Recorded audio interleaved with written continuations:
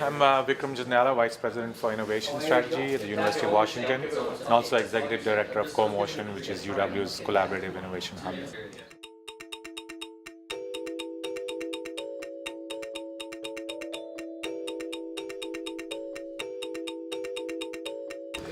The great place about academia is it's still one of the most intellectually free places. It's a great place to collaborate, to cross-pollinate ideas. But then the entrepreneurship aspect keeps these things real. They're not just research papers. You really have to see, are they effective? Are they, moving the needle? We want anyone to consider themselves to be an innovator if they have creative ideas, not just the technologists and the business folks. So CoMotion is our new version of our tech transfer office, which used to be Center for Commercialization. Now CoMotion is our innovation hub, focusing on the three pillars I mentioned: innovation, transfer, learning, and strategy. The third and latest CoMotion Labs incubator is focusing on virtual reality and augmented reality. And this was a very strategic decision, looking at what Seattle brings to the table. We know there's a lot of excellent healthcare and cancer cures here, so cancer immunotherapy. We have cloud computing, we have machine learning. But virtual reality brings together the hardware, software, platforms, and also a mindset which is cross-disciplinary, because it's about content creation, it's about media, it's about empathy.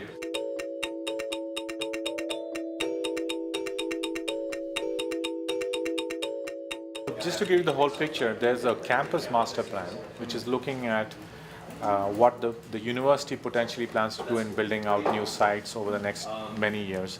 Part of that is a West Campus master plan, which is a part of campus which is potentially the most interesting for innovation, given its location close to South Lake Union, and also it's traditionally not been built out yet.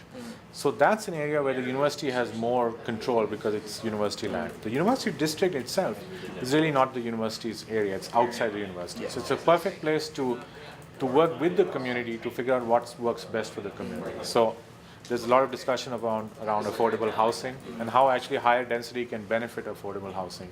So I think what we'll see is in the West Campus is innovative pedagogy, collaboration with foundations, new ways of collaboration, the so-called water cooler conversation where you can have people walking through and coming up with ideas. And the university district becomes a more inclusive and unique place. We certainly don't want it to become yet another tech hub.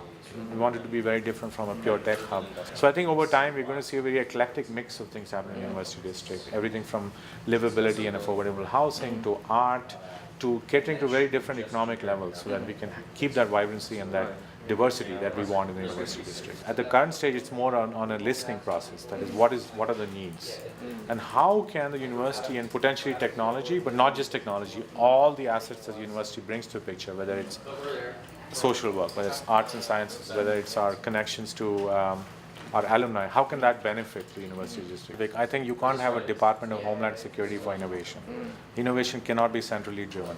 So what we're trying to do is create a structure to stay out of the way so that innovation can happen, and then create the right incentives, create the right resources so that we get more ideas flowing.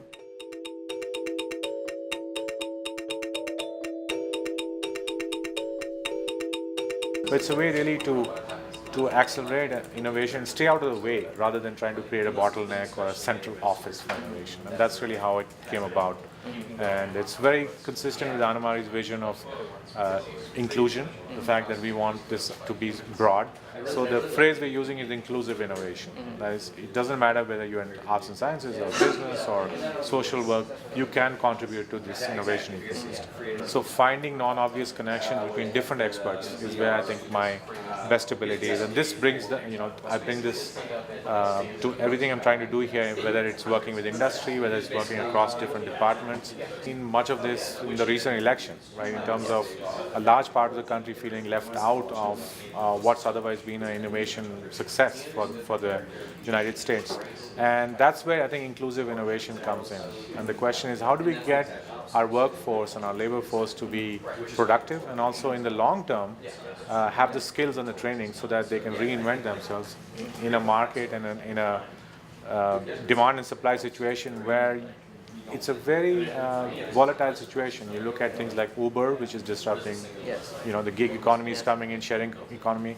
So what we need is to provide the right skills and training and mindset for anyone. So I'll give you an example. When we run our ideathons, which are multi-day workshops, we focus not on the cool technologies or the next app. We're looking at social problems. So we did one called Next Seattle, which is looking at youth homelessness in the university district. So a very specific challenge around the university district. Go out and first talk to the people who are most affected, learn about the problems, gave rise to interesting observations and therefore solutions. We've also worked with the College of Arts and Sciences looking at the role of humanities in a world where STEM education is very important. But what is the role of humanities? And the students came up with very interesting solutions around things like ethics, understanding empathy, and creating that not just in the arts and humanities, but in science and engineering fields as well. And in fact, there's a recent New Yorker article on the fact that Silicon Valley has an empathy deficit. That's where inclusive innovation becomes very powerful.